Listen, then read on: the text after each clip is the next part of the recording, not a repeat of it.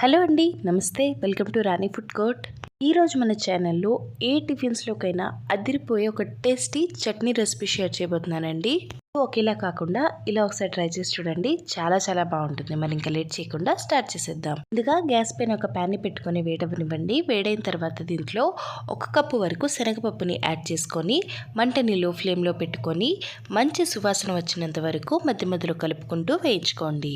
తినేటప్పుడు మంట అనేది లో ఫ్లేమ్లో ఉండేటట్టుగా చూసుకోండి. హై ఫ్లేమ్లో వేయించుకున్నా లేదా పప్పు మాడిపోయినా టేస్ట్ అనేది మారిపోతుందండి. ఒక 4 నుంచి 5 నిమిషాలు ఇలా లో ఫ్లేమ్లో వేయించుకున్న తర్వాత ఈ శనగపప్పు నుంచి మంచి అరోమా వస్తుందండి.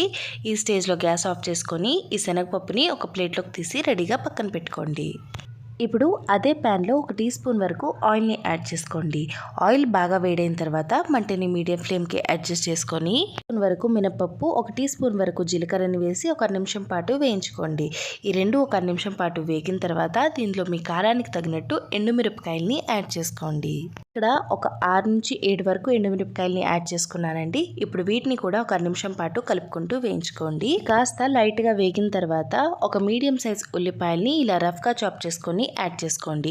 యాడ్ చేసుకున్నాక మంటని లో ఫ్లేమ్లో పెట్టుకొని ఒక 3 నుంచి 4 నిమిషాల వరకు ఫ్రై చేసుకోండి. ఉల్లిపాయలు అనేవి మరి ఎక్కువ గోల్డెన్ కలర్కి చేసుకోవాల్సిన అవసరం లేదండి. జస్ట్ పచ్చివాసన పోయి సాఫ్ట్గా అయితే సరిపోతుంది.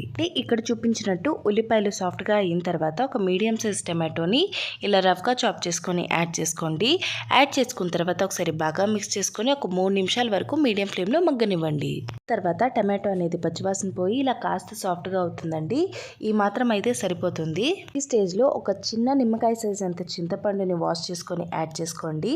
అలాగే 3 నుంచి 4 వెల్లుల్లి రెమ్మలు, ఒక అరకప్పు వరకు పచ్చి కొబ్బరి ముక్కలు, ఇంకా మనం ఆల్రెడీ వేయించి పెట్టుకున్న శనగపప్పుని యాడ్ చేసుకోండి. అన్నిటిని యాడ్ చేసుకున్న తర్వాత వీటిలోనే ఒక రెమ్మ వరకు కరివేపాకుని కూడా యాడ్ చేసుకోండి.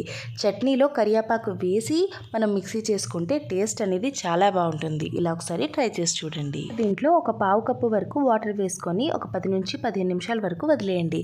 15 నిమిషాల తర్వాత ఇది కంప్లీట్గా కూల్ అయిపోతుందండి. అలాగే శనగపప్పులో వాటర్ వేయడం వల్ల శనగపప్పు కూడా నానిపోతుంది కాబట్టి ఈజీగా మిక్సీ చేసుకోవచ్చు. ఇప్పుడు వాటర్తో సహా ఇదంతా ఒక మిక్సింగ్ జార్లోకి ట్రాన్స్ఫర్ చేసుకొని రుచికి తగినంత ఉప్పుని యాడ్ చేసుకొని ఫైన్గా మిక్సీ పెట్టండి. ఇలా ఫైన్గా మిక్సీ చేసుకున్న తర్వాత ఒక బౌల్లోకి ట్రాన్స్ఫర్ చేసుకోండి. ట్రాన్స్ఫర్ చేసుకున్నాక కన్సిస్టెన్సీ అనేది చాలా థిక్గా ఉంది కదండి, దీంట్లో మీ కన్సిస్టెన్సీకి తగినట్టు వాటర్ వేసుకొని అడ్జస్ట్ చేసుకోండి. కన్సిస్టెన్సీని అడ్జస్ట్ చేసుకున్న తర్వాత దీనికి తాలింపు అనేది పెట్టుకోవాలి. 2 ఎండుమిరపకాయలు, ఒక 2 రెమ్మల వరకు కరివేపాకు, స్పూన్ వరకు ఆవాలు, ఒక 2 వెల్లుల్లితో తాలింపు అనేది పెట్టుకున్నానండి.